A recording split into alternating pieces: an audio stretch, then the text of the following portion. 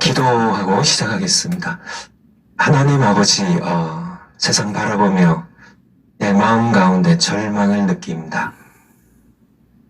공수처법이 통과된 모습을 보며 진행되는 모든 황당한 모든 일들 보며 마음이 한편으로 아프고 또 슬퍼지고 또 마음에 무거움을 느끼지만은 그럼에도 불구하고 우리에게 소망이 있음은 하나님께서 살아계시기 때문입니다. 하나님께서 우리 편에 계시고 우리 앞서 선한 싸움을 싸우시기 때문입니다. 너희들 절망하지 않게 하시고 낙담하거나 포기하지 않게 하시고 우리 전광훈 목사님 감옥에서도 끊임없이 부르짖어 기도하며 선한 싸움을 싸우고 계신데 우리 함께 선한 싸움을 싸우는 저들 되겠습니다. 성령께서 함께 하셔서 우리의 마음 가운데 담대한 용기 주시고 믿음으로 싸우며 나아가는 저들 되게 하시고 반드시 승리하게 하실 하나님 찬양드리며 감사드리며 예수 그리스도 이름으로 기도하옵나이다. 아멘. 제가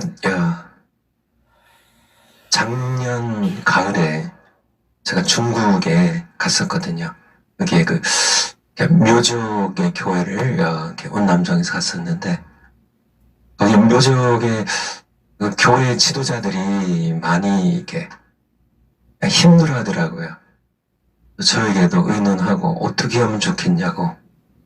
그래서 공산당의 정부에서 사람들을 보내가지고 이제 가을이니까 이제 성탄절이 다가오는데 성탄절 예배 드리기 전에 먼저 공산당에 파견된 사람이 강연을 하고 이제 시진핑 모태동 숭배하고 그리고 그 다음에 예배 드리라고 한다고 어떻게 하면 좋겠냐고. 그런 현실이에요. 삼자 교회들은 거의 다 이제 다 공산당 정부에서 허락한 교회고 또 다 타협하는 그런 교회들이지만 삼자교회 가운데도 그래도 타협하는 가운데도 신앙을 지키려고 노력하는 그런 일부 목사님들도 일부 계시지만은 대부분 그렇지 않죠. 하지만은 이 가정교회 중국의 가정교회 이분들은 지금 계속 선한 싸움을 싸우는데요. 제가 미국에서 목회할 때 왕영신 목사님이라고 미국에 이제 일찍 가셔서 또 공부도 하시고 또 박사가 되신 분인데 토마스 왕이라고 그분이 또 지금 한 3년 됐나요? 하늘나라 가셨어요.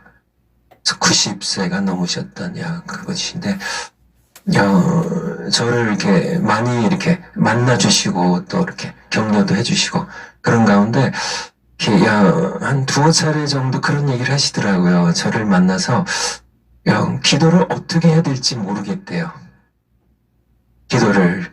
그러니까 이제 몇 년 됐죠. 3년 전쯤 돌아가시고 또 제가 여러 해 동안 이분과 교제를 했기 때문에 한 7, 8년 전, 10년 전에 그때 기도를 어떻게 하면 좋을지 모르겠대요. 왜냐면 핍박이 고난이 좀 없어진 건 아니지만은 많이 약해졌었거든요. 그리고 중국이 또 경제력이 많이 올라가니까 이 가정교회 지도자들도 이렇게 좀 잘 살게 되고 또 자식 공부 시킨 것도 좀 이렇게 신경 쓰게 되고 이전처럼 그렇게 복음 전파 열정 정말 감옥 가더라도 죽어도 복음 전파하고 자식들 돌보는 것보다는 먼저 이렇게 교회에 섬기고 헌신하는 이 충성된 이 열망의 이 열정들이 이렇게 세상에 이 물질 문명의 이 부가 점점 약화시키거든요. 그래서 따뜻한 이불에 자면 감방에서 이렇게 개성형 감방에서 추운 데에 있다가 이렇게 주기철 목사님도 그렇게 하잖아요. 일제가 어떻게 탄압하냐면 잔혹하게 정말 이렇게 고문과 정말 잔인한 그런 하다가 이렇게 또 이렇게 얼마 동안 놔줘요. 그래서 가서 석방 가지고 집에서 따뜻한데 이렇게 따뜻하고 정말 이렇게 따뜻한 밥 먹으면서 하다가 다시 잡아들여서 다시 고문하면 그건 더 견디기 힘든 그런 이용하는 그런. 이 왕영신 목사님의 고민이 뭐냐면 이게 고난이 약해지니까, 핍박이 약해지니까 자꾸 이렇게 교회가 이렇게 편안하면은 교회가 잠들 줄 알았지만 아니죠. 정말 핍박이 심할 때 지난주 설교에 핍박의 역설에서 말씀드린 것처럼 정말 1949년부터 78년의 12월까지 정말 이루 말할 수 없는 핍박들, 목사님들 이렇게 감옥 가셔서 보통 20년, 22년, 23년씩 수감돼서 온갖 중노동의 핍박의 고문을 당하고, 지금 그분들은 살아남고 밖에 있었던 목사님 대부분 순교하는 그 시기에는 교회가 성장했는데요. 그때는 더 뜨거워져서 기도 안 하던 분들이 기도하기 시작하고, 그렇게 정말 이렇게 발각되면 뭐 감옥 가고 두들겨 맞고 구타당하고 고문당하는데, 그렇게 했는데 중국의 이제 등소평 이후에 이제 계속 이제 문을 열고 또 뭐 많은 외국인들이 오고 또 중국의 주계장막이 거치니까 외부의 시선들이 있으니까 교회된 핍박이 약해졌을 그때 이 왕영신 목사님의 고민이 고난이 다시 오기를 위해 기도해야 될지 어떻게 해야 될지 모르겠다는. 여러분들 이해가 되시죠? 이해가 되시죠? 다시 중국교회 고난이 지금 닥쳐왔어요. 그래서 우리가 생각하는 것보다 훨씬 더 강력한 그런 시진핑 정부의 강력한 그런 핍박이 중국 교회에서 중국 교회를 위해서도 기도해 주시 바라고요. 우리 남한도 지금 어떻게 지금 방향이 흘러가는지 여러분들 한번 보시면서요. 우리가 그래도 지금까지는 우리가 자유민주주의, 이승만 대통령부터 시작되었던 자유민주주의의 이 기틀이 아직도 뿌리를 내리고 살아있지만은 점차 이제 예배를 비롯해가지고 여러 가지 핍박들, 또 차별금지법이 통과되면 이제 목사님들이 동성애가 죄라고 성경에서 하나님 말씀하셨다고 하면 처벌을 받고 벌금을 내고 감옥을 가야 되고 고소를 당해서 이제 이리저리 재판에 끌려다녀야 되는 그런 때가 멀지 않은 것으로 이렇게 보여요. 우리가 정말 세상 보면은 정말 절망스럽지만은 무엇보다도 이렇게 이것을 위해 선한 삶을 싸우는 우리 믿음의 백성들이 있다는 것. 또 그 앞에 우리 전 목사님 정말 물불을 가리지 않고 목숨 걸고 선한 삶을 싸우시는 우리 목사님 계시고요. 정말 그 앞에는 우리 주님 예수님께서 우리 교회, 그분의 교회잖아요. 예수님께서 싸우시니까 우리가 절망하지 않고 더 세상이 악해져도 더 우리가 고난받아도 고난이요 올 테면 오라고요. 하나님은 허락하시라고 또 오는 건데요. 올 테면 오라고. 우리는 더 강해질 것이라고. 핍박하려면 더 핍박하라고. 우리는 결코 정말 가짜 신자들은 떠나겠지만은 예수님 없이 살 수 없는 우리는 끝까지 오히려 더 편할 때 기도 안 하던 우리가 이제 더 뜨겁게 기도할 거고요. 평소에 현찮게 모이던 우리가 더 열심히 모이게 될 것이고, 그래서 우리 넉넉하게 세상을 이기게 될 줄 저희들은 분명하게 믿습니다. 그래서 여러분들 힘내시기 바래요. 어제 이어서 오늘은 우리가 성령의 거듭, 성령 거듭남 중생에 대하여, 우리 성령 세례에 대하여 세 번째 성령의 내주, 성령 내주하시는 성령님 정의에 대해서 얘기 드렸죠. 성령의 내주하심은 무슨 의미인가? 언제요? 중생할 때, 우리가 거듭날 때 성령님을 통해서 삼일체 하나님께서 믿는 자, 신자, 거듭난 그 사람 안에 들어오셔서 영원한 거처를 정하심을 의미해요. 그래서 그 의미에 대하여 정의, 또, 이렇게, 하나님의 소원이셨고, 쭉 이렇게 함께 배웠는데요. 여섯 번째로 성령님의 내주하심 가운데, 여섯 번째로, 내주하신 성령님이 하신 것 가운데 중요한 것, 죄를 깨닫게 하세요. 죄를 깨닫게. 여러분들, 이렇게 성령이 내 안에 계셔서 하시는 것, 여러분들 그런 것 느끼지 않으세요? 내가 잘못하는데, 성령께서 나에게 이렇게, 잘못한 것을 지적해 주시는, 그런 것들 여러분들, 기도 안 하고 팽팽 놀다가, 근데 어느 날 자면서 문득 깼는데, 성령께서 내게 이렇게 마음의 감동을 주세요. 기도하라는 그런 것 여러분들 간혹 느끼시나요? 우리가 이렇게 살아가면서 이 아내와 이렇게 다퉜어요. 싸웠어요. 제가 아내랑 싸우다가요. 제가 신혼 때 참 많이 싸웠는데 그때 철이 없는 남편이라. 근데 성령께서 깨우쳐 주세요. 네가 먼저 사과하라고. 죄를 깨닫게 하신 성령입니다. 죄를 깨닫게 하신 성령님. 그래서 이 죄에 대하여, 죄가, 여러분들 죄에 대하여 이렇게 심각하게 생각해 본 적이 있으시나? 이 죄를 가장 이렇게 쉽게 좀 비유적으로 이해한다면 암이 가장 먼저 떠오릅니다. 암. 죄는 진짜 암보다, 암이라는 게 사람에게 뭐 이렇게 뇌암 아니면 뭐 위암, 뭐 간암, 뭐 폐암 뭐 이런 암들이 있잖아요.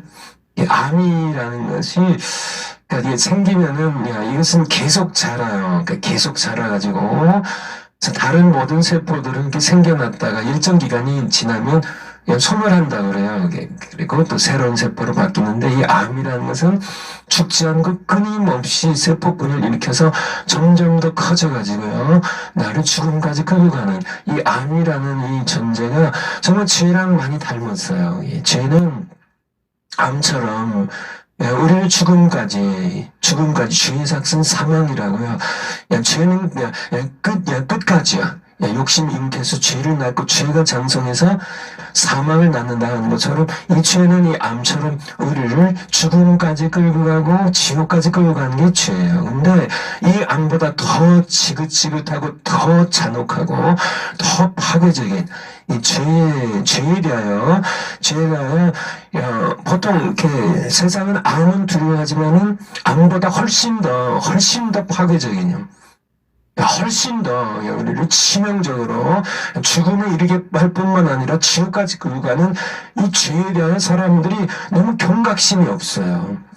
죄를 무슨 이렇게 물 마시듯이 무슨 죄를 너무 쉽게 죄를 짓는데 이 죄가 얼마나 두려운 것인지 이것을 깨닫게 하신 것이 성령이시라고요.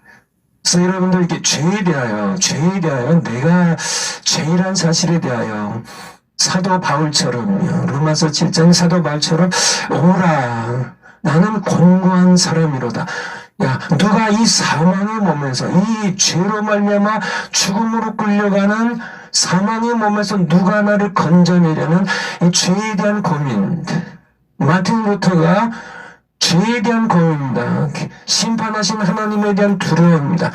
자기가 정말 하나님 앞에 너무나 추하고 더러운 정말 암덩어리로 만신창이가 되어서 소망 없는 자신의 모습을 보며 괴로워하다가 결국은 의인은 믿음으로 말미암아 살리라는 말씀이 그를 강타하면서 그가 이제 정말 이렇게 크리스찬 가정에 정말 어떤 믿는 가정에 태어나가지고 했어도 수사가 되어가지고 성 어거스틴 계열의 수도원의 수사가 되어서 성경 읽고 금욕생활하는 그였지만은 그런 상황 가운데서 그는 죄에 대한 두려움 때문에 끊임없이 고민했던 그러한 그 사도 바울도 마찬가지입니다. 오늘날 사람들은 이 죄에 대한 두려움을 몰라요.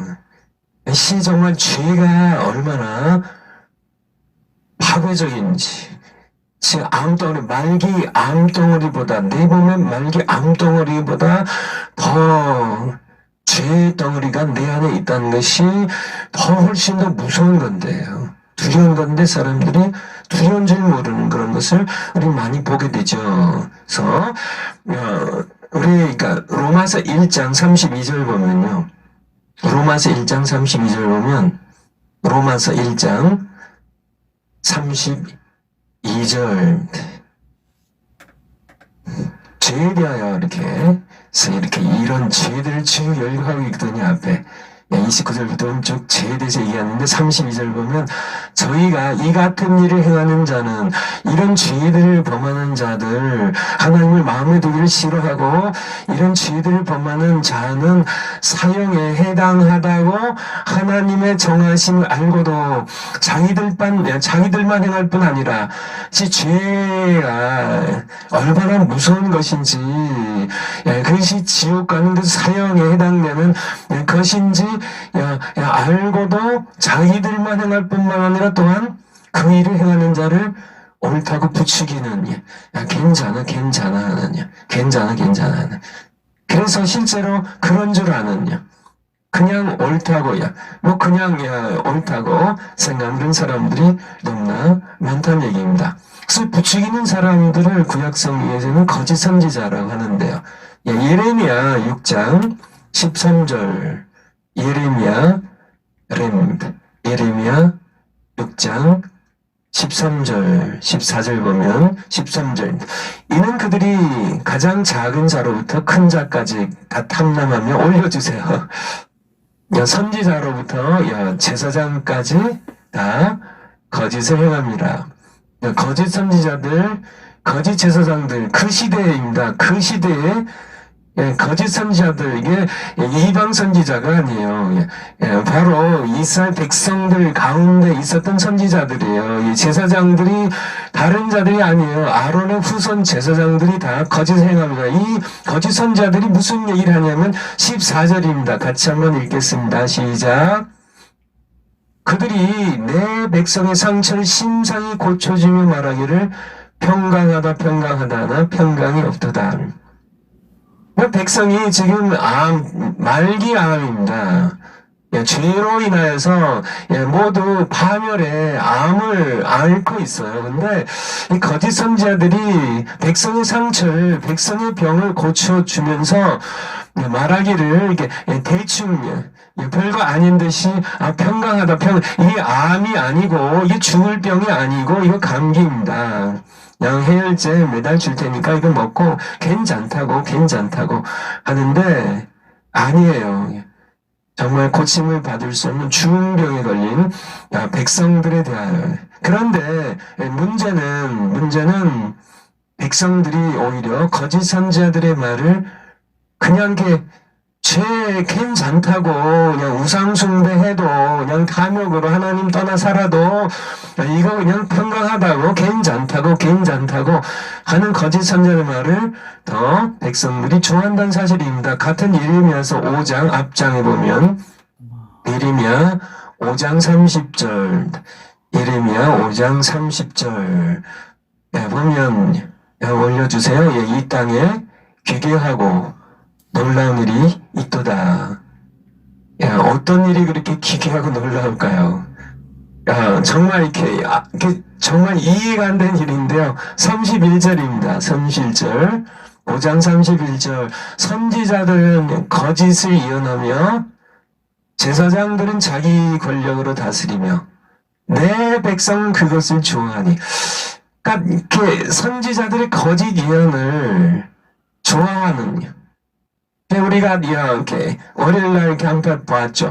하나님의 그 마음, 정말 하나님 정말 돌아오라고 정말 패역한 자식들아 내게로 돌아오라고 이렇게 외친 하나님 거짓 이렇게 그게 참 선지자 예레미야를 통해 하나님 하신 말씀이잖아요. 그렇지만은 이 거짓 선지자들은 그냥 우상숭배 계속 하라고, 그렇게 그냥 하나님 앞에 범죄하면 살라고, 그렇게 거짓 예언하는데, 제사장들은 하나님께 순종하는 것이 아니라 자기 권력으로 다스리는데, 백성은 그것을 좋게 여기니, 예레미야 5장 31절입니다.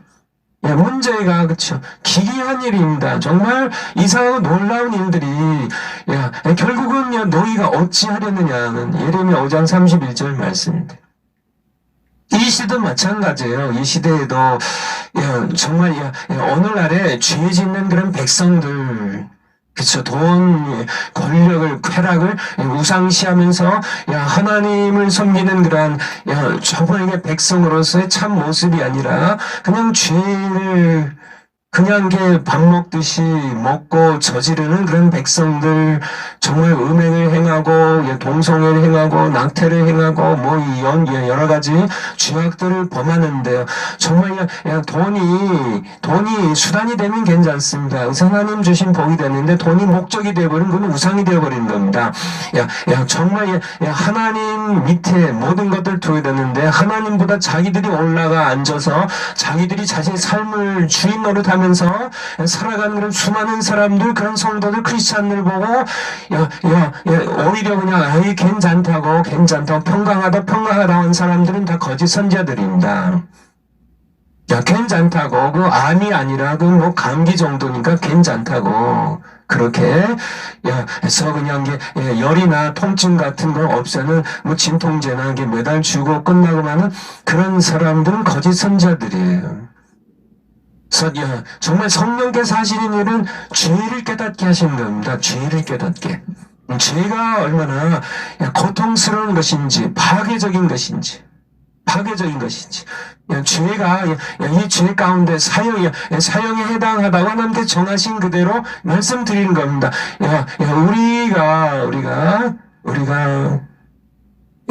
오히려, 예수님 이 땅에 오시기 600년 전쯤 예레미야 선지자들이 남쪽 유다 왕국이 멸망하기 전입니다. 그 시대 백성들처럼요. 오히려 거짓 선지자들의 암이 아니라고 죄 괜찮다고 평강하다고 얘기하는 거기에 더 마음이 편안한 그런 백성들이 되기 쉽다는 것이에요. 오히려요. 예레미야 6장 10절에 보면 6장 10절 조금 밑으로 내려가면요.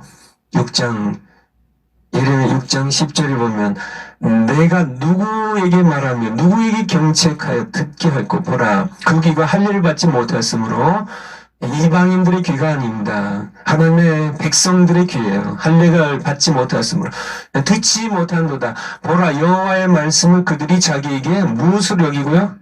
욕으로 여기고 이를 즐겨 아니하니 정말 이 시대가 정말 하나님의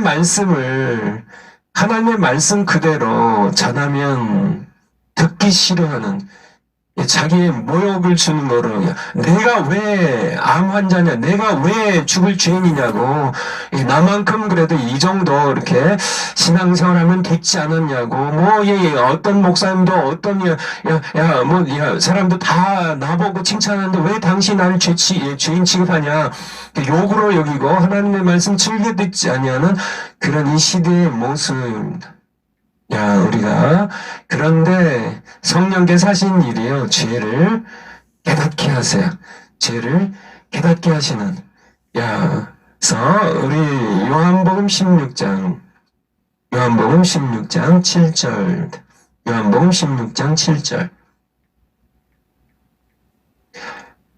그러나 예수님께서 이제 십자가 지시고 승천하셔서 이제 돌아가시기 전에 예수님 하신 말씀입니다. 그러나 내가 너에게 실상을 말하노니, 왜냐면 예수님 떠나신다고 하니까 제자들이 근심했거든요. 6절에 보면 그 얘기가 나오죠. 마음에 근심이 가득하였도다.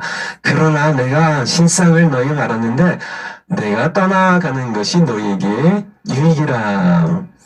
내가 떠나가지 아니하면 보혜사가 너희로 오시지 아니할 것이요 가면 내가 그를 너희에게로 보내리니. 8절입니다. 보혜사 성령이 오시면 무엇을 할까요? 죄에 대하여, 의에 대하여, 심판에 대하여 세상을 책망하리라 합니다. 그래서 첫 번째가 죄에 대한 책망이에요. 죄에 대하여 하면 저희가 나를 믿지 아니하며, 그러니까 모든 것이 사실은 예수 믿지 않고 자기가 주인으로 하기 때문에 나오는 거거든요. 그래서 예수님이 우리 주인이 되시면 우리는 죄를 이길 수 있고 죄를 물리칠 수가 있는데요. 여기에 죄에 대한 책망해 주세요. 뭐예요? 누가 하시는 일이에요? 내주하시는 성령님입니다. 내주하신 성령님께서 죄를 책망해 주세요. 죄에 대하여 우리가 죄를 지으면 이것이 너무너무 고마운 겁니다. 그래서 여러분 안에 이제 중생할 때 성령님 내 안에 들어오셔서 내주하기 시작하시는데요. 그쵸? 오셔서 영원히 우리와 함께 하시고, 우리 곁에 계시고, 우리 안에 오실 이 보혜사 성령께서 내주하시면서 하시는 중요한 일 가운데, 여러 가지 것들이 있지만, 중요한 것 가운데 죄를 책망해 주세요. 사실 이것이 너무 귀한 겁니다. 그래서 죄를 깨닫게 해주시는, 회개하게 하고, 죄를 지면 여러분들도 죄를 지어보시면 아시겠지만, 저도 마찬가지고, 죄를 짓게 되면 가장 먼저 어디 지장이 오나요, 여러분들? 죄를 지으면요. 하나님께 불순종하면요. 정말, 누굴 용서해야 되는데 미워한다면요. 내가 악한 일을 내가 범한다면요. 그래서 내가 거짓말하거나 누굴 속이거나 내가 무슨 이렇게 잘못된 일을 한다면 가장 먼저 죄가 내 안에 들어오면 가장 먼저 지장받는 게 뭔가 하나님과 관계예요. 기도가 막힙니다. 여러분들 바로 느끼지 않으시나요? 죄가 들어오면 이사야에서 하나님 말씀하신 것처럼 내 손이 짧아졌냐고 내 능력이 약해졌냐고 죄가 너희와 나 사이를 간격을 내었다고 끊었기 때문이라고. 이게 죄의 속성입니다. 하나님은 빛이시기 때문에 빛이 어두움과 공존할 수 없는 것처럼 결코 빛은 어두움과 공존 자체가 되지 않습니다. 것처럼 하나님께서는 죄와 함께 공존하실 수가 없어. 그래서 예수님께서 우리 죄를 지고 십자 피를 죽으신 겁니다. 그 죄를 청산하셔서 죄로 인하여 끊어진 하나님과 우리의 관계를 다시 연결시키기 위하여. 그래서 이 죄가 들어오면, 근데 이 죄가 죄인 줄 모르고 죄가 이 암덩어리보다 더 잔혹하고 더 잔인하고 더 파괴적인, 그래서 여러 가지 있지만은 가장 먼저 끊어버리는 것이 하나님과의 관계를 끊어버리죠. 그래서 우리로 하여금 생명의 근원이신 하나님과 관계를 끊어버리기 때문에 우리가 영적인 죽음에 이르게 되면 결국은 지옥으로 떨어질 수밖에 없는 이 죄에 대하여 세상은 끊임없이 얘기합니다. 죄가 아니라고. 자기들도 죄를 짓고 또 죄 짓는 사람들에게 이렇게 로마서 1장에 있는 것처럼 자꾸 아니라고 괜찮다고 그렇게 얘기하는 그런 그렇지만은 성령께서 깨닫게 하세요. 이시 너무너무 감사한 거예요.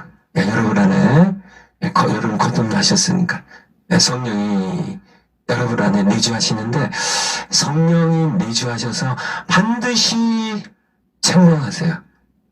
그런데 자꾸 죄에 내가 깊이 빠지면 내가 영적인 분별력이 무뎌져요.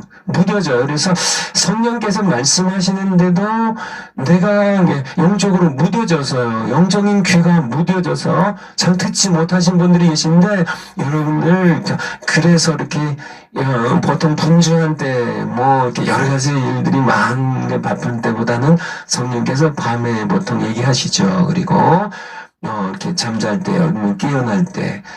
그래서 여러분들이 좀 조용한 시간에 하나님 앞에 무릎을 꿇으시면 너무 좋겠어요. 여러분들이 그러면 성령께서 말씀하실 겁니다. 말씀하시면 죄를 깨닫게 하시면 너무너무 귀한 겁니다. 이 세상 사람들은 죄가 죄인 줄 모르고 살다가 이게 정말 중병이다, 말기 암 환자처럼 다 죽어갔는데 자기가 그냥 멀쩡한 것처럼 평강한 사람처럼 그렇게 살다가 죽어서 지옥 가는 그런 사람들이 불쌍한 거죠. 우리가 이것을 좀 정확하게 깨달으셨으면 그럼 좋겠어요. 성령이 하시는 일, 죄를 깨닫게 하시는 것. 두 번째가 그러니까 아니 7번째네요. 7번째가 오늘 2번째. 내주하신 성령께서 하시는 거 아니에요. 뭐냐면 기도를 도우세요. 기도를 도우세요. 여러분들 기도 많이 하시죠. 또 우리가 릴레이 금식 기도도 하고 있고 정말 이렇게 나라가 돌아가는 꼴을 보면 기도하지 않을 수가 없어요. 저도 미국에서 이렇게 있을 때 목회하면서요. 또 목사니까 당연하지만은 목사님들과 함께 매주 화요일 오후 1시에 한 교회에 같이 모여서 10년 넘게 매주 한 번씩 이렇게 기도하는 모임을 가졌었는데요. 근데 보면 부끄러운 얘기지만 제가 목사니까 말씀드린 겁니다. 목사님들도 기도를 안 하세요. 목사님들 이렇게 밥 먹자고 하면 잘 오세요. 목사님들 이렇게 탁구 치자면 잘 오세요. 목사님들 다른 게 다 오시는데 기도하는 모임이 있는데 같이 갑시다 하면은 거기는 잘 안 오세요. 저도 이제 전화하고 오시라고 해서 가끔 오셔도 한 번 오시고는 기껏해 한 2번 오시고는 금세 또 다른 핑계 대고 안 오세요. 정말 그것이 우리 목사님들의 모습이어서 제가 부끄러운데요. 기도하면서 정말 어떤 때는 기도하지 않을 수가 없어서 너무 세상이 죄로 탁해서요. 숨을 쉴 수가 없어서요. 기도할 수밖에 없는 그런 영적으로 이렇게 보면 가을 하늘이 아무리 맑아도 아무리 하늘이 개고 그래도 미세먼지가 없어도 사실은 영적으로는 이 미세먼지보다 이 여러 가지 감염된 이 공기보다 훨씬 더 영적으로는 탁한 죄악에 감염된 탁한 공기, 숨을 쉴 수 없을 만큼 탁한 공기 때문에 정말 기도의 숨구멍으로 정말 고래가 이렇게 잠수를 했다가요.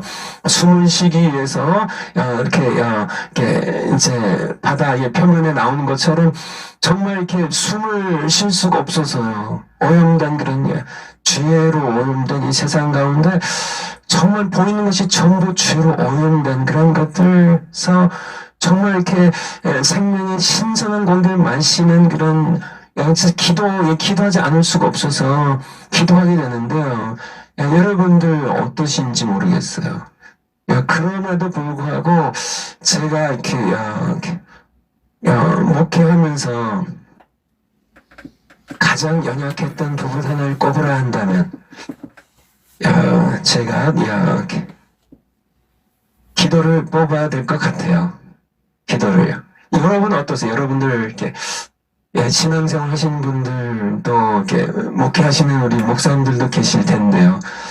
이렇게 목회하시면서 아니면 신자로서 여러분이 하나님의 백성으로 살아가면서 여러분의 신앙생활에 가장 연약한 부분이 뭔 것 같으세요, 여러분은? 목사님들 목회하시면서 뭐가 가장 연약해서 도움이 필요한 부분이 뭔 것 같으세요? 설교하는데 도움이 필요하세요? 아니면은 신방하는데 체력적으로 도움이 필요하세요? 아니면 뭐에 도움이 필요하시나요? 이렇게 뭐에? 근데 많은 분들이 아마 가장 도움이 필요한 부분은 기도라고 말씀하실 분들이, 왜냐면 저도 이렇게 보면 제가 이렇게 기도하는데 이렇게 설교나 설교 준비나 이런 것들은 대부분 신나서 했고요. 또 신방 가는 것도 사람 만나는 것도 이렇게 즐겁게 했고요. 이렇게 여러 부분 즐겁게 했는데 제가 이렇게 기도에 있어서는 하나님께서 저에게 기도 훈련을 참 많이 시키셨어요. 그만큼 제가 기도를 이렇게 힘들어 했었기 때문에 그런 거죠. 제가 이렇게 기도하는데 이렇게 정신없이 목회가 바쁘면은 기도 시간을 줄였고, 제가 저의 솔직한 얘기고요.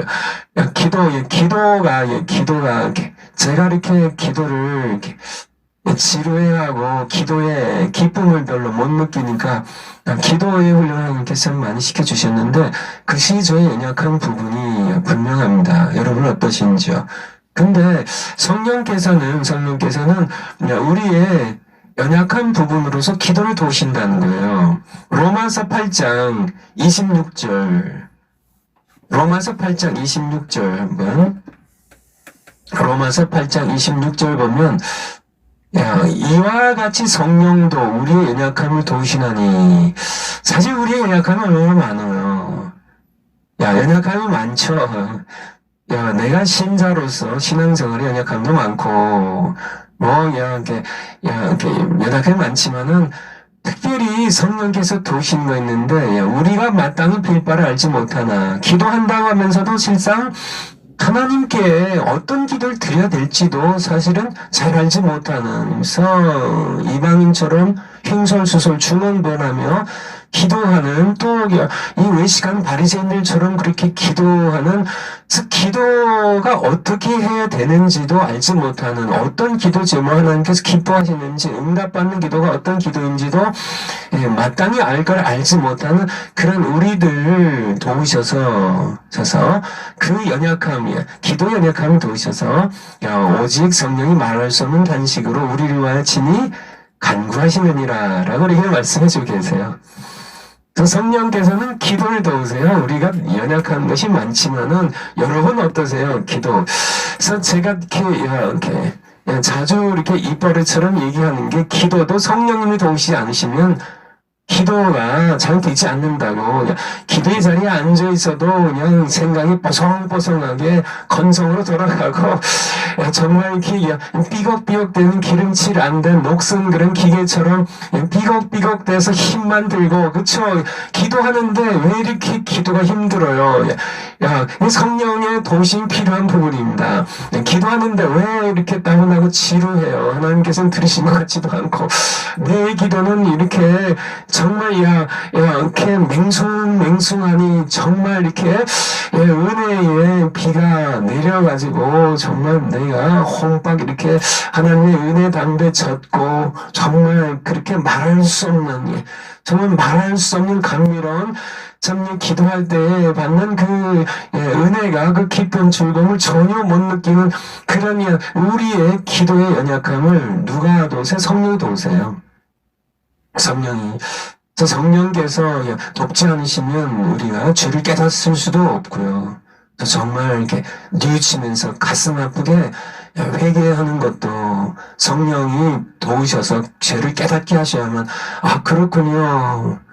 그렇군요, 아버지. 제가 이런 중병이군요. 이 교만이라는 것이 죄 중에 가장 흉악한, 죄의 가장 치명적인 그런 죄군요. 이 위선이, 이게 하나님 너무 싫어하신 거군요. 내가 지금 하나님보다 우리 돈을 더 사랑하고 있군요. 제가 정말 하나님께서 나를, 나 같은 죄인도 용서하셨는데, 남편이 그것 조금 나에게 무슨 기분 나쁜 소리 했다고 내가 남편도 용서 못하는, 그래서 하나님께서 나 같은 그런 죄인을 용서를 내가 베풀 줄 모르는 그런 내가 되었군요. 이것이 죄라는 것을, 이것이 암보다 처절한 치명적인 죄라는 것을 성령께서 깨닫게 하셔야 회개도 할 수 있는데, 뿐만 아니라 기도도 마찬가지입니다. 기도도 성령께서 도우셔야만 우리가 기도할 수 있어요. 우리를 위해 대신 기도해 주시고, 말할 수 없는 탄식으로요, 우리를 위해 기도해 주시고, 우리가 기도할 수 있도록 우리를 도우시는 분이서, 에베소 직장에 보면요, 무시로 성령 안에서 기도하라. 무시로, 시도 때도 없이 항상 쉬지 말고 무시로 성령 안에서 기도하라고 우리에게 말씀해 주시는데요. 성령이 우리를 기도의 자리로 인도하시고, 또 기도할 수 있도록 우리를 도우시고, 우리가 정말 기도하지 못할 때에도 우리를 마치니 간구를 해주신 분이세요. 마지막으로 내주하시는 성령님은 여러분 안에 계셔서 하시는 게 보혜사라고, 특별히 요한복음에서 여러분 말씀하고 계신데, 보혜사에게 이 내주하신 성령님께서 보혜사가 되셔가지고, 이 보혜사가 여러분들 야, 야, 파라클레토스죠. 야,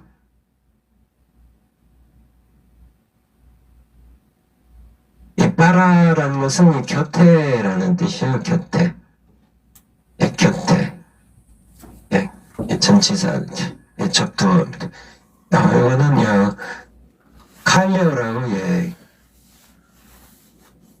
예, 부른다는, 야, 곁에 부르심을 받아서 우리를 도우시는 분이 보혜사, 성령이시죠.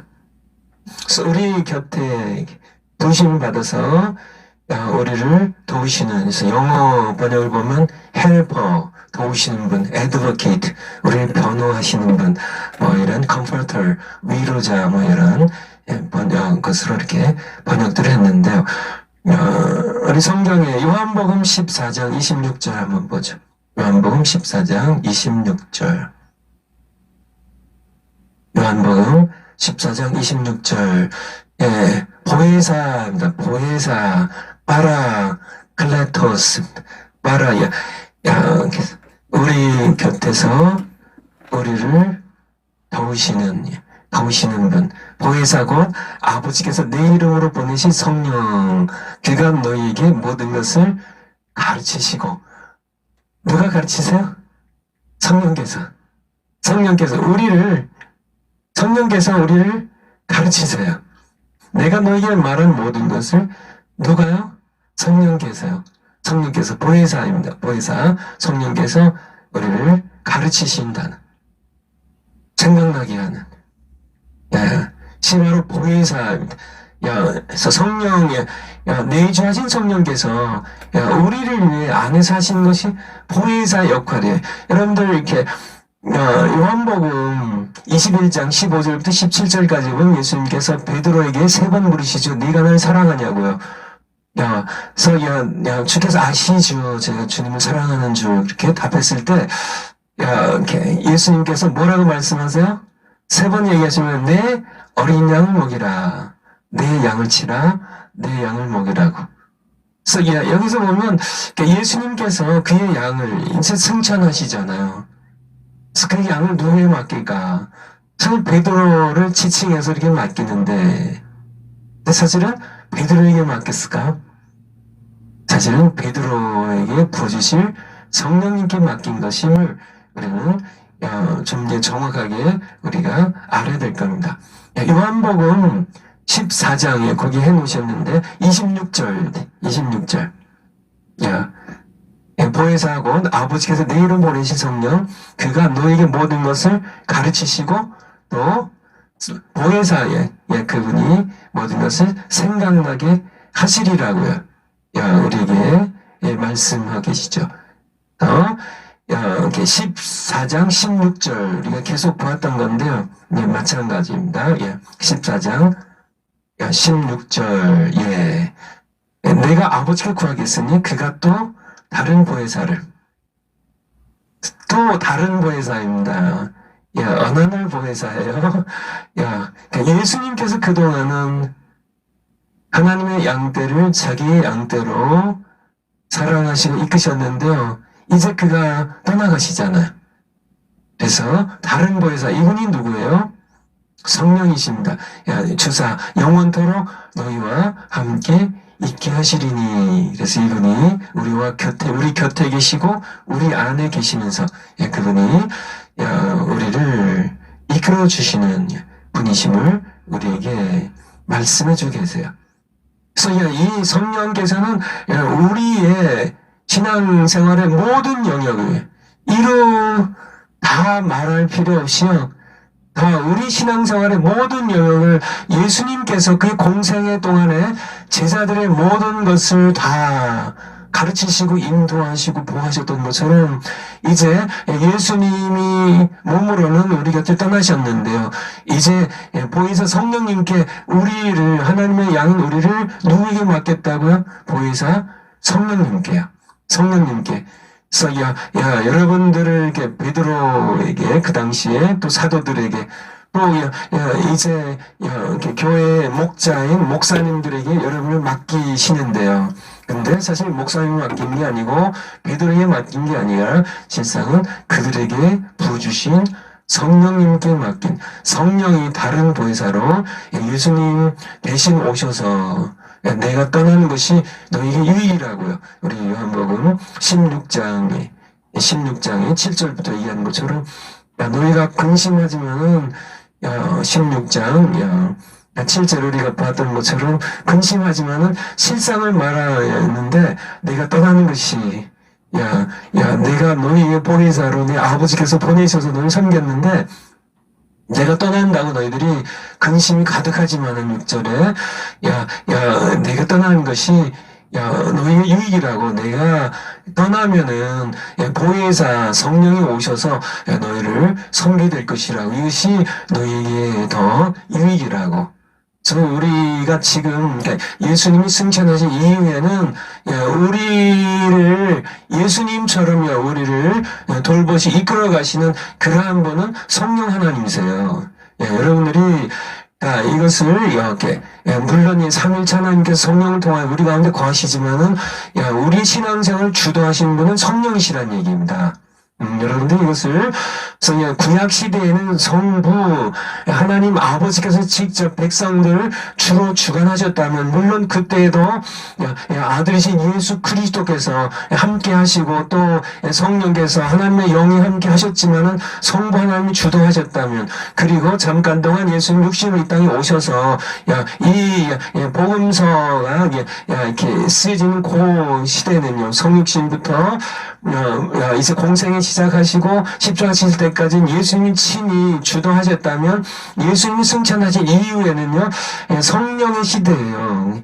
그래서 우리를 보혜사 성령님께 맡기고 떠나시는 예수님. 그래서 우리는 성령님을 의지해야만 되고요. 성령님을 따르고 그래서 예수님 말씀하신 것처럼 예수님이 그냥 이렇게 부활하셔서도 계속 계신 것보다 사실은 우리를 다른 보혜사인 성령님께 우리를 맡기고 떠나가신 것이 우리에게 유익이라고 이렇게 말씀하셨다는. 왜냐하면 보혜사가 이렇게 내주하시면서 우리에게 하시는 일들 대하여 이렇게 말씀드렸고요. 실로 보혜사 성령님은 우리를 이렇게 진리 가운데로 인도하시고 예수님 가르친 모든 말씀들을 생각나게 하시고 우리를 가르치시고 죄를 깨닫게 하시고 기도하게 하시고 이런 모든 사역들을 성령께서 감당하시기 때문에 그동안 2000년 동안 초대교회를 빼고 1000몇백 년 동안 교회가 왜 이렇게 약했었던가 성령론 시작하는 첫 시간에 말씀드린 것처럼 조직 신학을 했어도 성령론을 이렇게 빼버리는 사도신경도 마찬가지입니다. 사도신경이 우리에게 너무 소중한 신앙 고백이지만은 성경을 담고 있는 귀한 신앙 고백이지만은 성부 아버지 하나님에 대한 고백이 맨 앞에 있고요. 그 다음에 성자 예수님에 대한 고백이 가장 많이 있고 성령에 대한 고백은 딱 한마디예요. 성령을 믿사오며로 끝나고 말아요. 그러니까 얼마나 이렇게 초대교회 이후로 성령이 그러니까 예수님께서는 우리를 다른 보혜사인 성령님께 맡기고 가셨는데 교회는 얼마나 성령님을 소홀히 여겼는지 그것을 우리 사도신경 통해서도요. 이렇게 우리가 가지고 있는 정통 보수 조직 신학을 통해서도 이렇게 보면 이렇게 루이스 펄커프의 책이야 이렇게 뭐 그 외에 다른 조직 신학들도 이렇게 보면 이렇게 자유주의 신학이나 이런 데서는 아예 성령님은 그냥 인격적인 하나님으로 취급도 하지 않는 그런 이 자유주의 신학은 말할 것도 없고요. 정통 신학 안에서도 성령을 얼마나 소홀히 했는지 그것에 대해 우리가 좀 이렇게 분명하게 우리가 알아야만 합니다. 그래서 이 보혜사 성령님의 역할이 얼마나 중요한 것인지 우리의 정말 기도뿐만 아니라 정말 심지어는 우리가 예수님을 주로 부르는 것조차 우리 고린도전서 12장 3절 한번 보세요.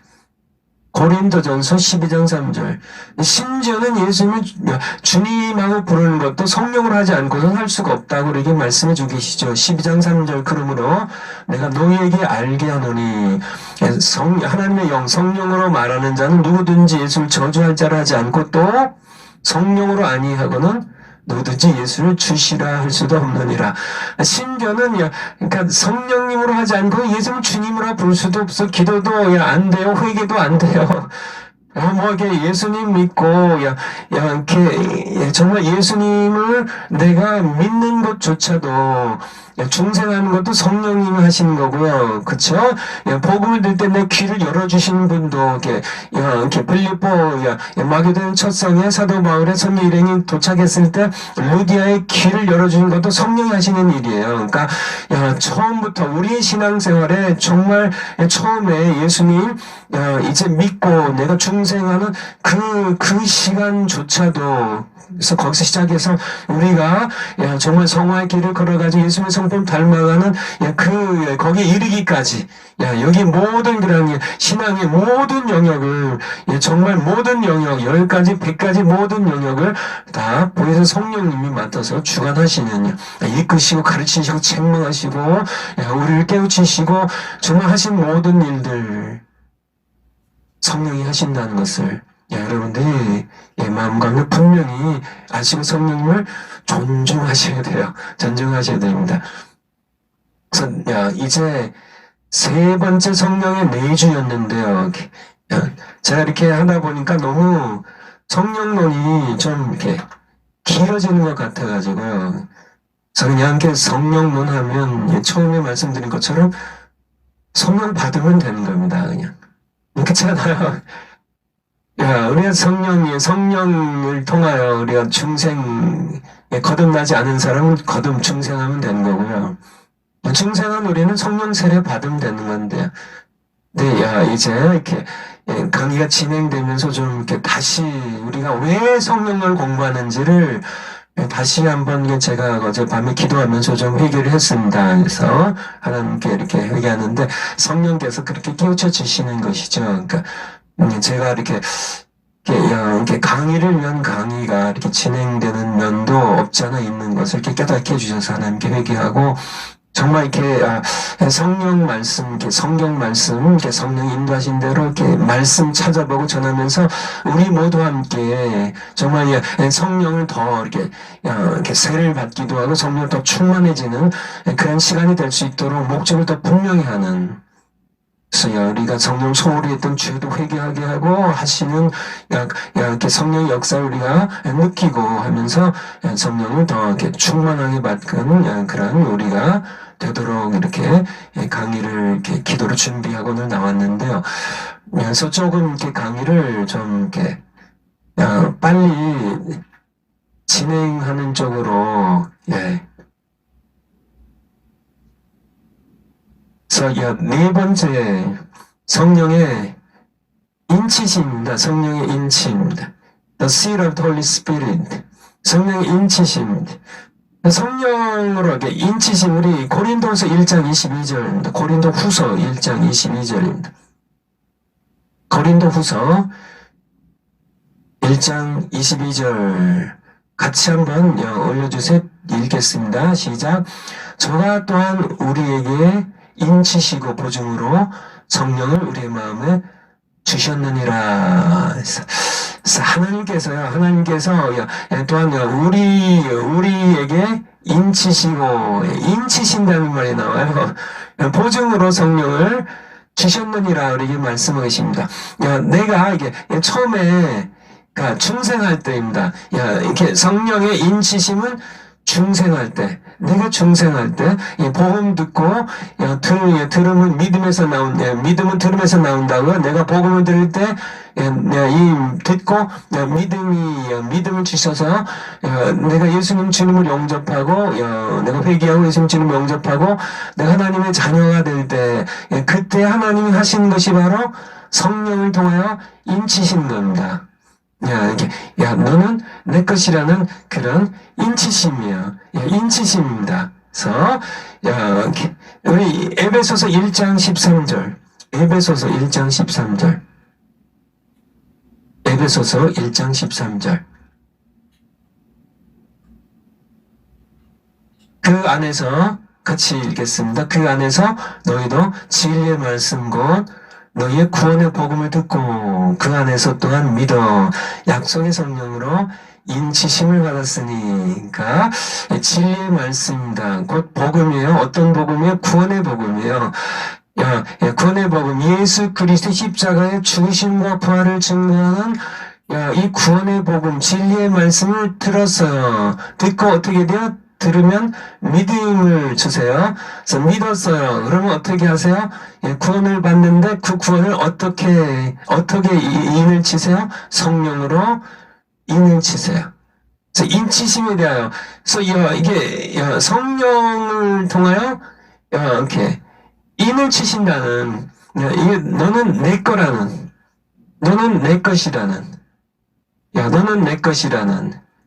그래서 하나님의 소유가 되는 거를 인을 이렇게 제가 주로 이렇게 많은 시간을 미국에서 캘리포니아 주에서 이렇게 살면서 목회를 했는데요. 캘리포니아 주에서 이렇게 좀 멀리 떨어지지 않은 그 텍사스라는 그런 주가 있는데 거기는 목장들 많이, 물론 뭐 캘리포니아도 목장들이 많이 있는데 텍사스에는 목장들이 훨씬 크죠. 엄청 아마 큰 목장은 뭐 이렇게 굉장히 아마 크기가 이렇게 거의 아마 경기도만한 그 한 개 목장이 그럴 만한 그런 목장들도 있는데 아마 제주도보다 큰 목장들이 아마 이렇게 있는 그만큼 이렇게 목장들이 크죠. 지금이야 이제 뭐 그렇지 않지만은 과거에 보면 이 큰 목장들의 소가 뭐 수백 마리가 아니라 수천 마리씩 이렇게 더 많이 있는데 이렇게 누구의 손인지 모르잖아요. 이렇게 과거에 같은 경우. 그래서 주로 이제 과거에는 카우보이들이 말을 타고 다니면서 이제 소떼를 몰고 다니고 하는데요. 그 후에는 이제 집차 같은 것을 몰고 다니다가는 요즘은 심지어는 자기의 소들이 어떻게 분포되어 있고 어디에 있는지를 보기 위하여 비행기를 타고 이렇게 다닐 만큼 이렇게 광활한 그런 목장들이 많아요. 목장이 많은데 내 손질을 구별하기 위하여 이렇게 목장에 인을 찍어요. 이렇게 요즘은 아마 안 하는 걸로 알겠는데요. 소의 이게 엉덩이 부분에다가 이렇게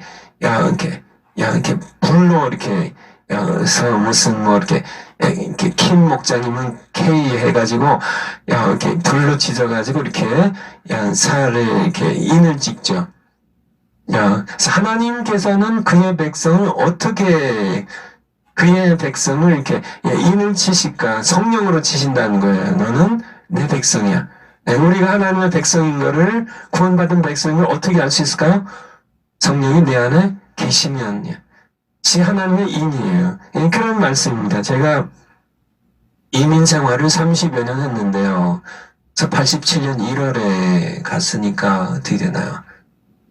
한 33년 정도 이민 생활을 이렇게 하다가 이제 교회 은퇴를 했는데, 이민 생활이라는 것이 이제 아마 해보신 분들이 여러분 가운데 계시면 아시겠지만은 좀 정체성이 애매모호합니다.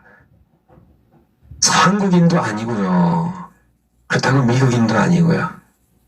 그래서 미국에서는 한국 사람 취급당하고 한국에 오면은 무슨 뭐 이렇게 뜨내기 외국인 온 것처럼 좀 그렇게 우리의 자격지심인지는 모르겠지만은 좀 그런 애매모호한 이게 이게 완전히 미국 생활에 적응도 못하고 그리고 한국에 와도 좀 겉도는 그런 정체성이라는 게 한국에 오면 그런 표현들 잘 안 쓰는 것 같은데 미국에서는 그런 얘기들 자녀들도 그렇고 우리도 많이 씁니다. 아이덴티티라고 이렇게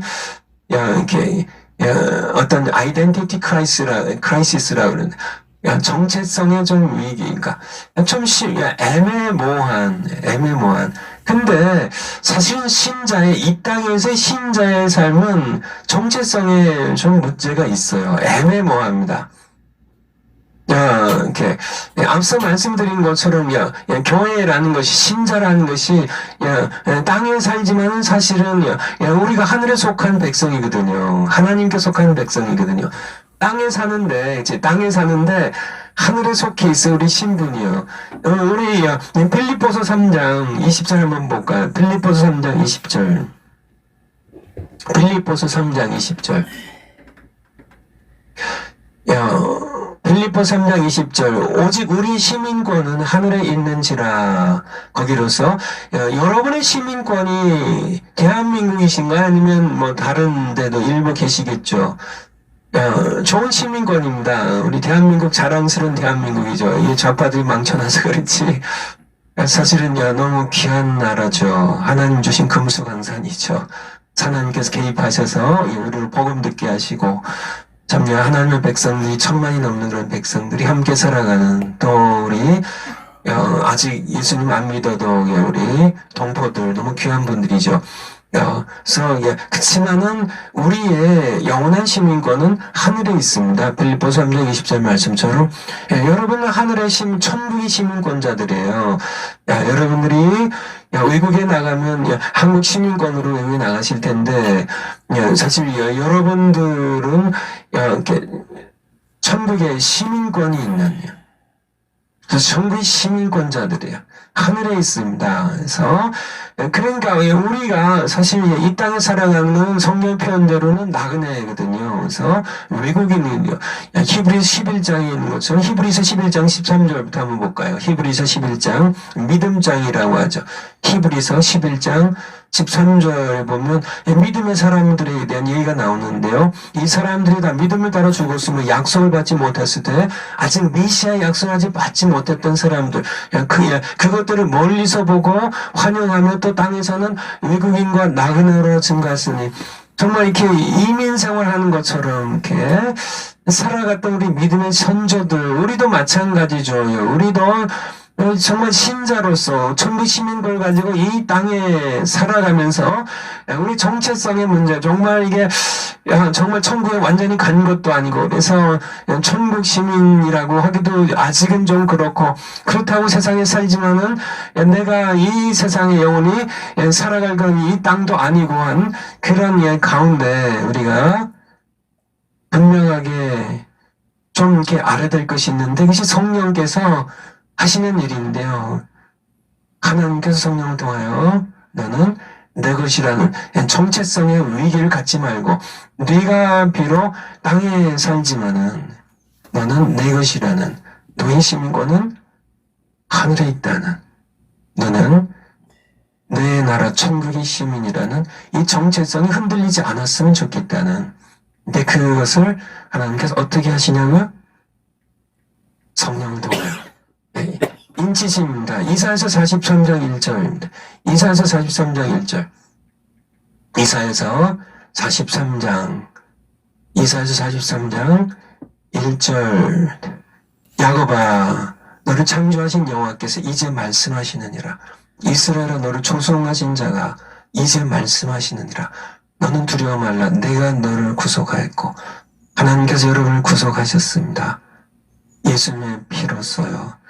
내가 너를 지명하여 불렀나니 여러분의 이름 하나를 불렀어요. 원배야, 제 가운데 죽은 저를 부르셨습니다. 너는 내 것이라. 여러분은 누구의 것이에요?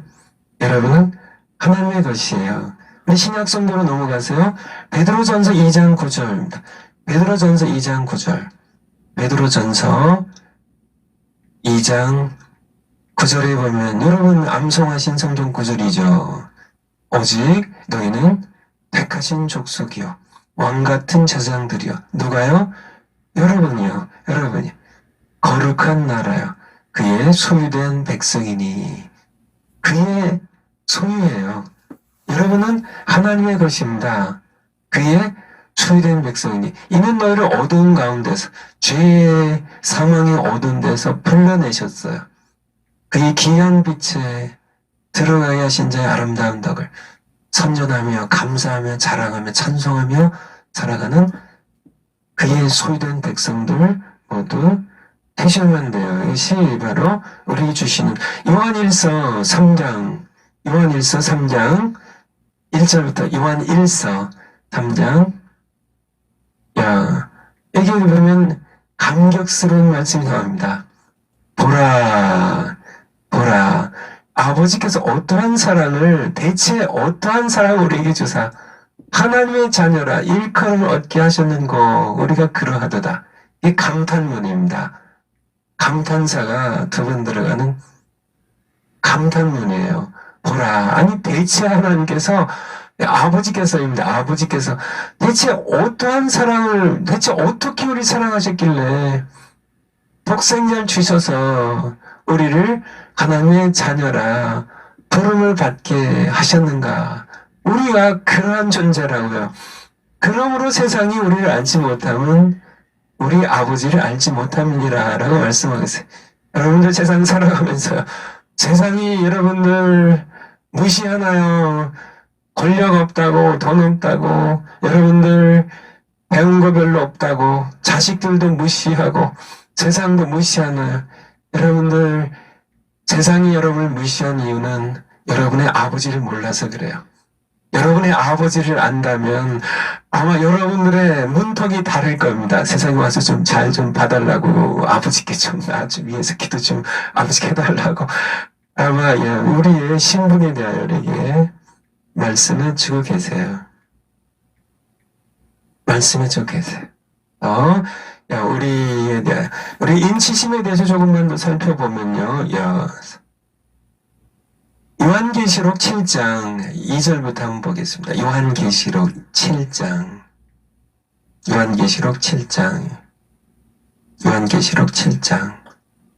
2절부터 보면요.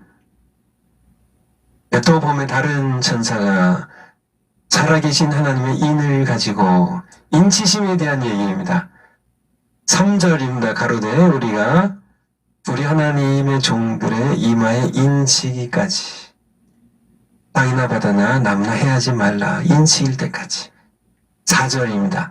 내가 입맞은 자의 수를 들으니 이스라엘 자손의 각 지파 중에서 입맞은 자들이 14만 4천이니 그래서 12지파예요. 유다 지파, 루벤 지파, 갓 지파, 아셀 지파, 뭐 이렇게 쭉 나오죠. 납달리 지파, 뭐 이렇게 이스라엘 지파 이렇게 쭉 12지파에 12,000명씩 14,000명. 그러면 유대인들만 하나님께서 인을 치시나? 유대인만이 여기에 14만 4천은 유대인들입니다. 이방인들이 아니에요. 그것은 성경을 성경으로 바르게 해석한 것이 아니라, 그쵸. 우리 신천지에서 본인들 본인들이 유다 집하고 이사갈 집하고 루벤 집하고 단 집하고 이렇게 해서 되게서 천사들이 아마 보면 웃을 겁니다. 웃을 거예요. 아니, 자기네들이 그렇게 하면, 아니, 여기는 혈통적으로 성경에 그냥 정확하게 말씀하고 계신데요. 이스라엘의 지파, 자손의 각 지파 중에서입니다. 혈통적인 이스라엘, 각 지파 중에서 입맞은 자들이 14만 4천이 유다의 혈통으로 태어난, 쓴 유대인들 가리켜요. 그러면 이방인들은 인을 치지 않으시나? 어떻게 생각하세요? 당연히 치시겠죠. 예수님 안에서 당연히 치시겠죠. 에베소서 1장 13절. 에베소서 1장 13절. 에베소서 1장 13절에 보면, 그 안에서 너희도 진리의 말씀 곧 너희의 구원의 복음을 듣고 그 안에서 또한 믿어. 약속의 성령으로. 여기서 너희는 누구일까요? 여기서 너희는 에베소 교회는 소아시아 터키, 지금 현재 터키 지역에 이쪽 서쪽 지역에 있는 아시아 마이너라고 이 소아시아의 교회인데 이방인 교회입니다. 이방인 교회. 너희도 복음을 듣고 믿어서 약속의 성령으로 인치심을 받았다고요. 너희도 이방인들. 그래서 에베소서 2장 11절. 조금 더 직접적으로 2장 11절. 에베소서 2장 11절입니다. 에베소서 2장 11절입니다. 그러므로 생각하라. 너희는 그때의 육체로는 이방인이요. 여기서 너희의 정체를 분명하게 말씀해 주고 계시죠. 혈통적으로는 이방인이요. 손으로는 육체 행한 할례당이라 칭하는 자들, 유대인들에게 무할례당이라 칭함을 받은 자들이라고 우리에게 정확하게, 우리에게, 너희 이방인들도 앞서 우리가 1장 13절에 얘기한 것처럼 이방인들도 이렇게 복음을 듣고 약속의 성령으로 인치심을 받은, 그래서 이방인들이 인치심을 받았다는 게 우리에게 말씀을 계시죠. 3장 6절입니다. 에베소서 3장 6절. 에베소서 3장 6절.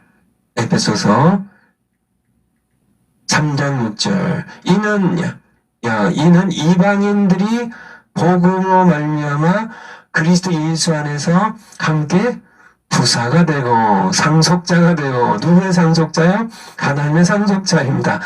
천국을 이어받을 하나님의 상속자들이 예수님 때문에, 예수님 안에서 누가요? 이방인들이 함께라는 말이 뭐예요?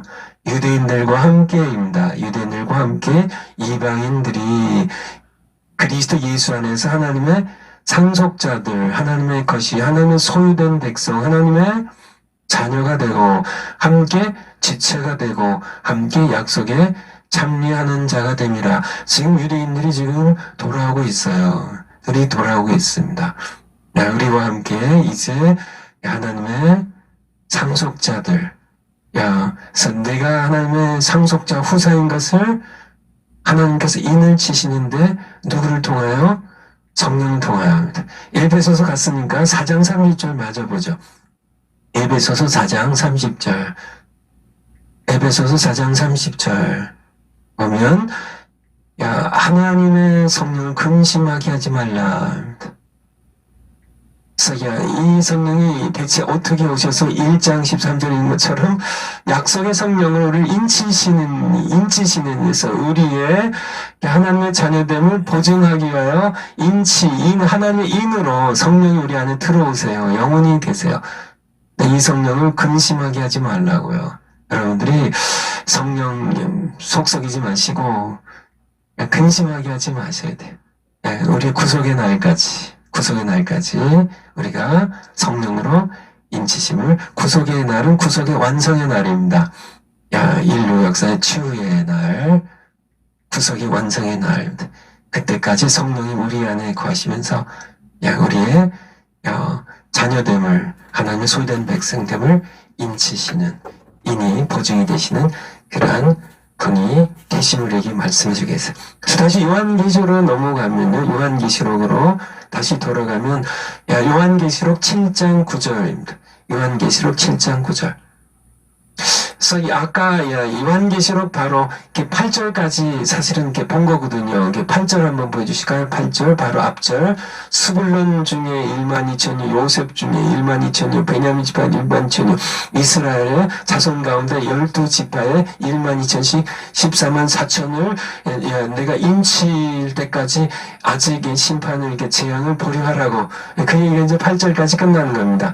그런데 이제 유대인들만 인을 치셨냐? 근데 바로 그 다음 절 9절에 보면 또 다른 무리들이 나와요. 이들이 바로 이방인들인데요. 이후에 내가 보니 각 나라와 족속과 백성과 방언에서, 이제 이거는 이제 앞에는 유대인들 14만 4천 인친 것에 대하여 혈통적으로 유대인들에 대한 얘기고요. 7장 9절부터 보니까 또 다른 입맞은 백성들이 있는데 수를 셀 수가 없어요. 14만 4천 정도가 아니라 능히 셀 수 없는 큰 무리인데, 어디서요? 각 나라와 족속과 백성과 방언에서요, 아시아에서요, 아프리카에서요, 남미에서요, 호주에서요, 각 나라 족속들 가운데 아무라도 거기에서 수없이 많은 그런 무리가 흰 옷을 입고 손에 종려가지를 들고 어린 양 앞과 보좌 앞과 어린 양 앞에서 서서 구원하심이 보좌에 앉으신 우리 하나님과 어린 양이 있다 찬양을 드리는데, 이들의 정체가 바로 이방인들인데요. 이방인들, 계시록 9장 4절입니다. 계시록 9장 4절. 9장 4절. 저희에게 이르시되 땅의 풀이나 푸른 것이나 각종 수목은 해하지 말고 오직 이마에 하나님의 인을 맞지 아니한 사람들만 해하라 하시더라. 그래서 하나님의 인을 맞지 아니한 사람, 유대인들 가운데도요, 이방인들 가운데도요. 여러분들, 하나님의 인을 맞지 아니한 사람들, 하나님께서 애굽에 10가지 재앙을 내릴 때 고센 땅에는 재앙이 미치지 못하게 했던 것처럼 10번째 재앙에서도 하나님께서 정말 장자들 치시고 초태생들 치시는 마지막 재앙을 베풀 때에도 어린 양의 피를 바른 집은 해하지 않았던 것처럼 하나님께서 하나님의 인을 맞은 근데 이 인이 뭐냐는 거죠. 성령으로 인을 치신다는 거예요. 성령이 안에 계신 분, 성령이 우리 안에 인을 치신 성령이 인으로 우리 안에 계신 분. 하나님 마지막 때에도 우리가 고난과 고통을 통과하긴 하지만은 하나님께서 보호하신다는 말씀을 우리가 함께 기억을 하시기를 바랍니다. 이 바로 우리에게 성령으로 인치심에 대해서 다음 주 월요일부터는 성령의 충만에 대해서요.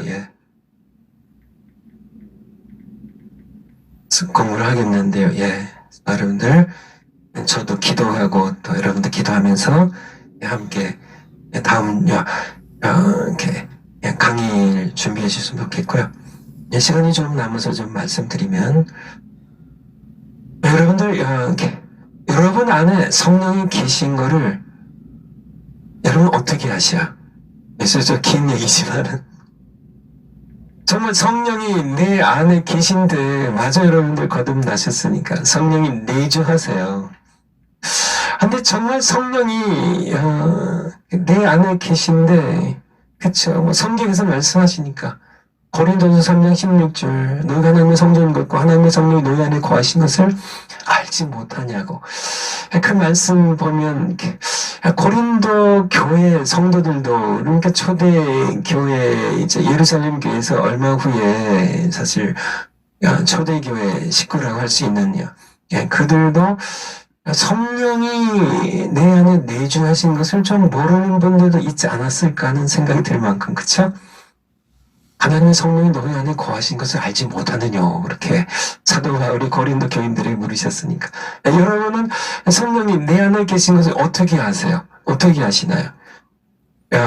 우리 요한복음 3장 8절 한번 볼까요? 요한복음 3장 8절 요한복음 3장 8절 니고데모와 예수님께 대화하시면서 바람이 임의로 불면 네가 그 소리를 들어도 어디서 오면 어디로 가는지 알지 못하나니 성령으로 난 사람은 여러분 성령으로 거듭나셨잖아요. 성령으로 중생한 사람은 다 이러하니라. 성령이 내 안에 성령 바람 같으시기 때문에요. 이게 헬라어도 그렇고 히브리어도 그렇고요. 이 푸뉴마라는 이 단어가 루아흐라는 이 단어가 바람, 영, 스피릿이야, 바람, 윈드, 호흡, breath. 이게 다 같은 이 한 단어에 들어있는 뜻이거든요. 성령이 바람 같은 속성이 있으세요. 그래서 바람, 성령으로 난 사람, 성령이 바람처럼 이렇게 보이지 않으시기 때문에, 영이시기 때문에, 나를 중생케 하시고 내 안에 계신데도 어디로 와서 어디로 가는지 알지 바람이 그런 것처럼 성령이 보이지 않거든요. 근데 예수님 말씀 가운데 보면 그 소리는 들어도 라고 말씀을 계세요. 그러니까 우리가 성령의 바람이 불어서 내가 중생했는데 성령이 그리고 내 안에 계신데 정말 내 안에 계신지, 어디서 와서 어디로 가시는지, 어떻게 역사하시는지 잘 볼 수는 없다고. 근데 그 소리를 듣는다고 우리에게 말씀하고 계신데요. 사도행전 2장 2절입니다. 사도행전 2장 2절. 오순절에 성령이 임하셨을 때 또 바람 얘기가 나와요. 2장 2절. 호련히 하늘로부터 급하고 강한 바람 같은 소리가 있어. 성령이 바람처럼 임하시는데요. 그때 바람 같은 소리가 우리 이렇게 요한복음 3장 8절에도 그 소리를 들어도 이렇게 말씀하고 계신데 우리가 성령을 이게 하나님 영이시니까요. 이게 영이시니까 우리는 볼 수가 없는 거는 맞습니다. 전혀 보이지 않아요. 근데 우리가 성령의 나타남을 우리가 들을 수 있고 볼 수 있다는 얘기예요. 불에 혀에 갈라진 것 같은 것이 임하기도 하고요. 바람 같은 소리가 들리기도 하고요. 그래서 바람이 불면 나뭇가지가 떨리고 나뭇잎들이 흔들리고 바람 소리가 들린 것처럼 바람이 불면 우리가 우리 살갗으로 바람에 느낀 것처럼 바람을 볼 수도 없지만은 성령을 볼 수 없지만은 성령의 나타남이 있다는 얘기인데요. 성령의 나타남이 바로 은사 좀 이렇게 다음 월요일날 이거를 시간이 나면 성령 충만 보기 전에 좀 한번 이렇게 보겠는데요. 그냥 한 군데만 얼른 성경 구절 한두 군데만 좀 볼까요? 고린도전서 2장 4절. 고린도전서 2장 4절. 고린도전서 2장 4절. 내 말과 내 전도함이 지혜에 권하는 말로 하지 아니하고 다만 성령의 나타남입니다. 성령이 보이지 않지만 성령의 어떤 manifestation이라고 이게 표면화된다는, 드러난다는 이렇게 능력으로요. 우리 한 군데만 더요. 고린도전서 12장 7절. 고린도전서 12장 7절.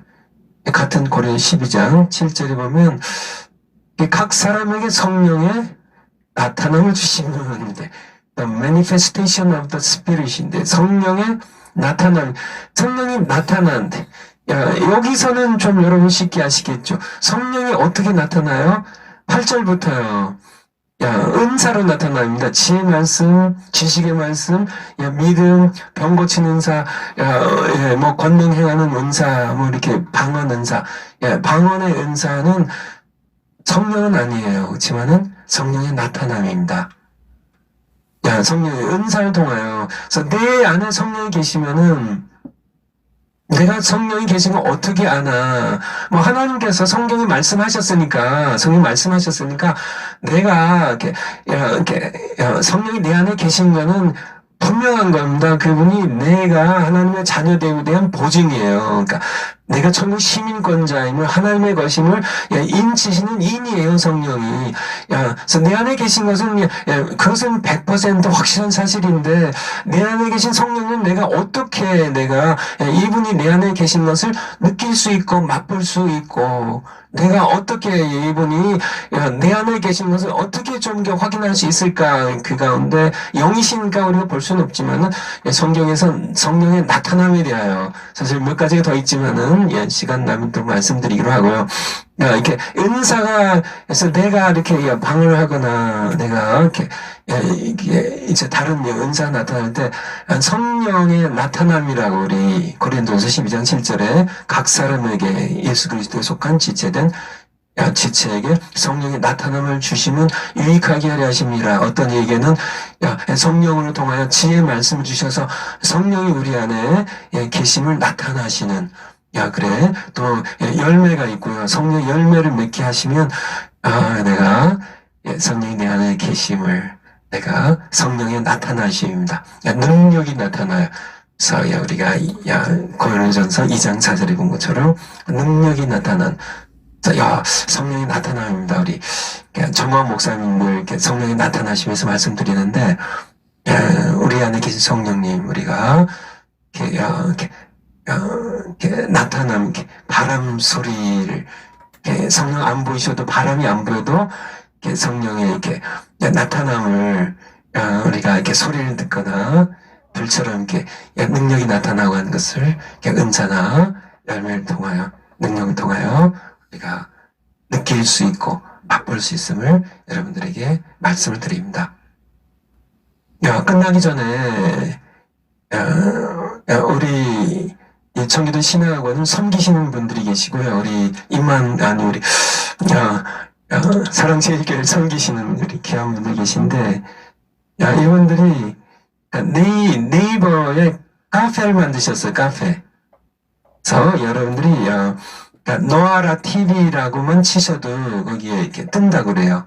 그러니까 네이버에 들어가셔가지고 네이버 카페에 들어가셔서 노아라 TV 공식 카페라고 이렇게 치시면은 거기에 가입을 하시면 이제 앞으로 우리 청도 신학원에서 여러분들이 강의하시는데 우리가 계속 비대면으로 지금 하고 있고 또 우리가 이제 예배당이 열려가지고 이렇게 같이 우리가 모인다 할지라도 이제 이렇게 유튜브나 이제 이렇게 비대면으로 공부하신 분들이 훨씬 더 많기 때문에 우리가 같이 만나기도 어렵고 또 이렇게 뭐 숙제 내거나 뭐 교재 소개하거나 뭐 이런 걸 소개할 때도 어려움이 많거든요. 그래서 여러분들이 우리 네이버 카페에 들어가셔서 노아라 TV 거기에 가입을 하시면 이제 강의가 더 원활하게 쉽게 진행이 되겠습니다. 기도하겠습니다. 하나님 아버지 감사드립니다. 저희들 하나님의 자녀입니다. 정말 못나고 시원찮은 저희들, 하나님 속만 북북 썩이던 저희들 어떻게 사랑하셨길래 우리 아버지가 되어주시고 우리를 하나님의 자녀라 일컬음 받게 하셨는지요. 감사드립니다. 이 모든 과정을 성령님 통하여 이루어주신 감사드리고 우리가 더욱더 성령님 의지하며 순종하며 저희들 살아가서 더 풍성한 열매를 맺으며 하나님 기쁘시게 드리고 세상을 밝히며 살아가는 저희들 되게 하시옵소서. 감사드리며 예수님 이름으로 기도합나이다. 아멘. 다음 시간에 뵙겠습니다.